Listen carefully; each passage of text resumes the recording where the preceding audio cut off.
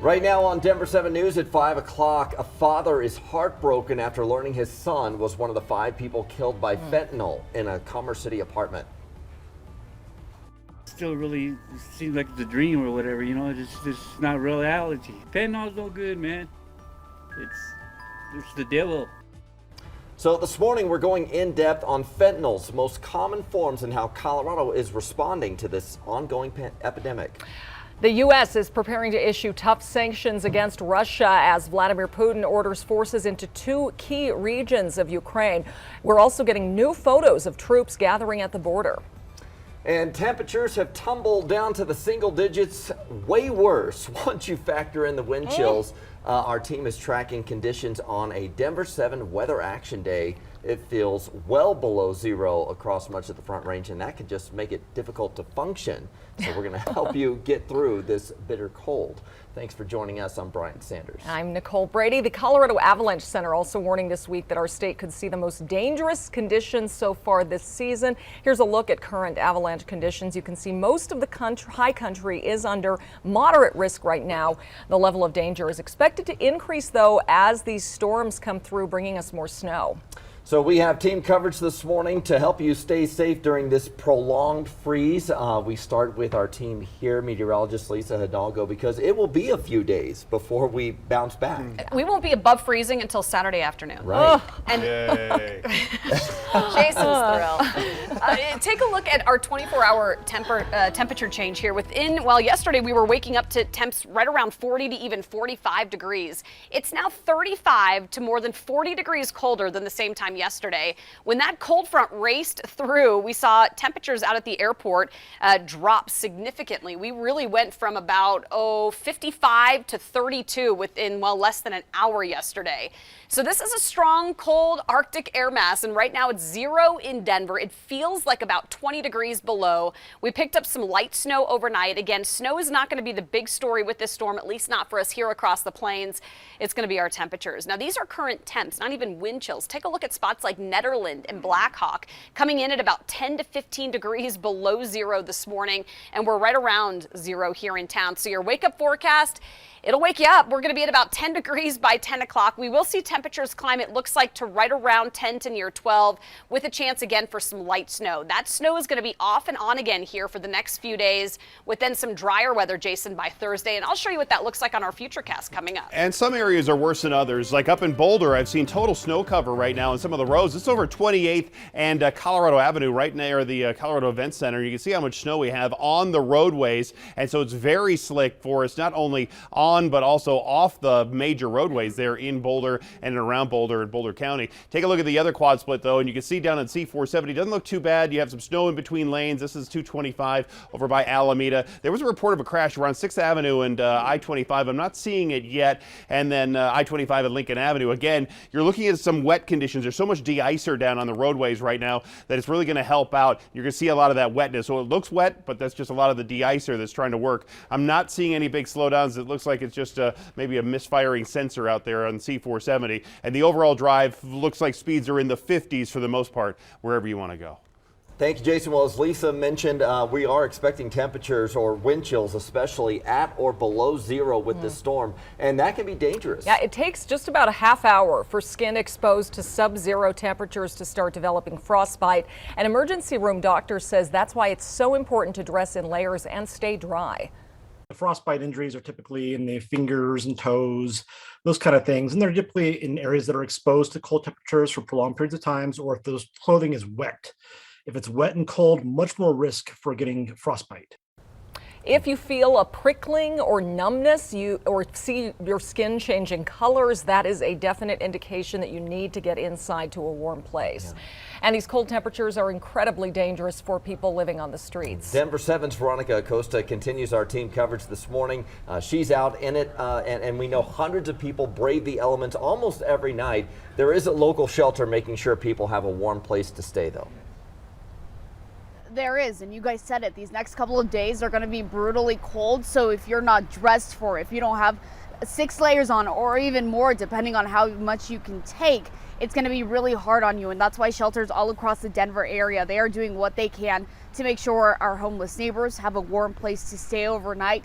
The Salvation Army's Crossroads Center, this is just one of the many helping out right now. They're actually increasing their capacity so they can help as many people out as possible. Usually they have room for about 300 men to have a bed to sleep on at night in the shelter, but because of these frigid temperatures, the center has bumped up their capacity by 80 beds. So they're not stopping there. The building itself has room for about 540 people. So even if someone doesn't get a bed, if they've reached that capacity of now 380, they're still welcoming them in to come inside, take a seat, sleep wherever they can, and just stay as warm as possible. Christian Balliud, she's the Denver Metro Social Services Director with the Salvation Army. She says there are a couple of ways we can help our homeless neighbors with the cold temps over the next couple of days. If somebody is walking down the street and sees somebody who is of concern, even if they don't feel comfortable reaching out to that person to urge them to go in a shelter, have them reach out to the police or to the STAR program, which can be accessed through 911. It's very important. And somebody can fall asleep and very easily not wake up due to this weather. And just so you all know, Crossroads, it's just a men's center. Catholic Charities, they serve women. And then the Urban Peak Shelter serves teens. Both of those are also expanding their capacity over the next couple of days to help as many out there as possible. And you heard Kristen mention Denver Police and the STAR program. Both agencies are going to be out patrolling, making sure that anybody out there who needs a place to stay, even if it's just a warm bed or a warm place to sit for a couple of hours, has access to that. We're in Denver this morning. I'm Veronica Acosta, Denver 7. Yeah, so important right now. Thank you, Veronica. You can always track conditions for your neighborhood anytime by downloading the free Denver 7 Plus app for either your cell phone or your streaming device. We have a 24/7 weather stream there, also a radar and an hour-by-hour forecast. You can download it now to Roku, Amazon, Apple, or Android devices. Well, it has been an emotional 48 hours for neighbors in Commerce City, and now family and friends are remembering the 5 people killed by a deadly dose of fentanyl. Denver 7's Colette Bordelon joins us now. And Colette, this is a reminder, we just don't know what's in the drugs circulating out there right now. Yeah, guys, illicit fentanyl, it's being found in all kinds of street drugs across the country and Colorado, cut into counterfeit pills posing as oxycodone or Xanax. That's one of the most common forms. The synthetic opioid is meant to treat severe pain. The DEA estimates it's 100 times more powerful than morphine. After this weekend, a father says that drug is the devil. Dan Marquez talked with us from his porch in North Denver. He still can't believe what happened. His son Sam is one of 5 people who died from fentanyl poisoning in Commerce City. He also lost a daughter-in-law and son-in-law. He believes the group thought they were doing cocaine. The district attorney confirmed the cause of death was fentanyl. Most of the time, people don't know that's what they're taking. The tragedy is the latest destruction caused by the dangerous drug in our state. And for those who have lost the people they love, keeping their memory alive, it's key, making sure they're not overshadowed by the substance that took them away. Sam, he's a good guy. He's 24, loved his job, always talking about his job, talking about his new daughter. He loved his daughter. Said, that's the new love of my life. It's absolutely heartbreaking. His son's newborn daughter was in a bedroom of the apartment at the time. A 6th adult also survived. Later in the show, I'm breaking down drug-related death numbers in our state. The majority are from opioids and are primarily being fueled by fentanyl. Live in studio, Colette Bordelon, Denver 7. Thank you, Colette. New overnight, American diplomats still in Ukraine were moved to Poland for safety reasons as the threat of Russia invading intensifies. Ukraine's president is now urging world leaders to impose sanctions to prevent further escalation. ABC's Faith Abube has the latest from Washington. This morning, the U.S. is expected to impose significant new sanctions on Russia after President Vladimir Putin recognized 2 pro-Russia breakaway regions of Ukraine as independent and then deployed troops to those rebel-held areas, escalating fears of an all-out war on Ukraine any day now. We are going to be imposing significant sanctions on Russia. Overnight, in a rare UN Security Council emergency meeting, U.S. Ambassador to the UN, Linda Thomas-Greenfield, calling the move by Russia unprovoked and a clear attack on Ukraine's sovereignty and territorial integrity. This move by President Putin is clearly the basis for Russia's attempt to create a pretext for a further invasion of Ukraine. He has since announced that he will place Russian troops in these regions. He calls them peacekeepers. This is nonsense. We know what they really are. Greenfield says Putin's actions in Ukraine are a threat, not just to Ukraine, but to the world at large. New satellite images show some of the Russian forces are now less than 6 miles from the border. The White House urging Ukraine's president to leave the capital for his own safety. За мною Україна. Zelensky posting a video to social media in the early morning hours, telling his countrymen and women they're strong and ready, and saying, quote, "We are not afraid of anyone or anything. We don't owe anyone anything, and we won't give anything to anyone." Hours earlier, Putin, in a fiery speech suggesting Ukraine is not an independent nation, but a country with blood and family ties to Russia. If the Russians go into that country, they're going to have a fight like they never imagined. It's going to get very ugly, very bloody, and it may be something that Mr. Putin is not ready to accept.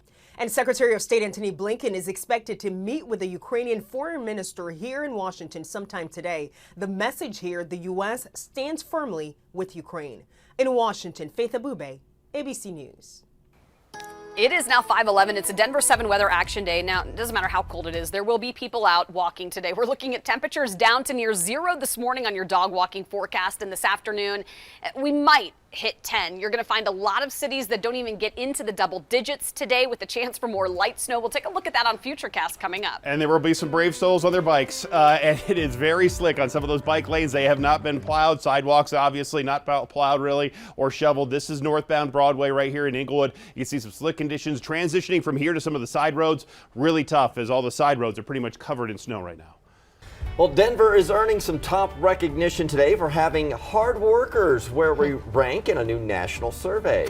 Colorado lawmakers are trying to make the streets safer for cyclists. The new proposal to get people through dangerous intersections.